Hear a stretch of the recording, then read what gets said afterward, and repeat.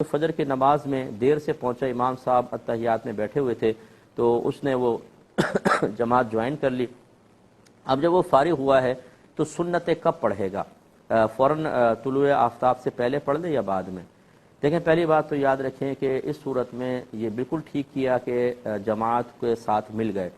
لیکن حکم شرع یہ ہوتا ہے کہ اگر کوئی فجر کی نماز میں دیر سے آئے اور اس کو یقین ہے کہ میں سنت فجر علیحدہ ادا کر کے جماعت میں شامل ہو جاؤں گا چاہے اتحیات میں ہی، تو اس پہ لازم ہے کہ پہلے وہ سنت فجر ادا کرے پھر جماعت میں شامل ہو۔ لیکن جیسے آپ نے صورتحال بتائی وہ بالکل صحیح اس نے عمل کیا کہ کیونکہ ٹائم کم تھا، اگر وہ سنتوں میں مشغول ہوتا، امام سلام پھیر لیتا تو وہ صحیح شامل ہوئے۔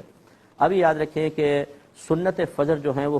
فرض سے پہلے ہی ہوں گی۔ اگر کوئی فرض ادا کر لیتا ہے اور سنت ادا نہیں کی تھی تو اب طلوع آفتاب تک کوئی نفل نماز اور اسی طرح یہ فجر کی سنت ادا نہیں ہو سکتی۔ اب یہ سنت کی قضا ہوتی نہیں ہے ویسے، لیکن امام محمد رحمۃ اللہ علیہ سنت فجر کی نبی کریم صلی اللہ علیہ وسلم سے کی جانب سے سختی سے تلقین کے باعث یہ کہتے ہیں کہ زوال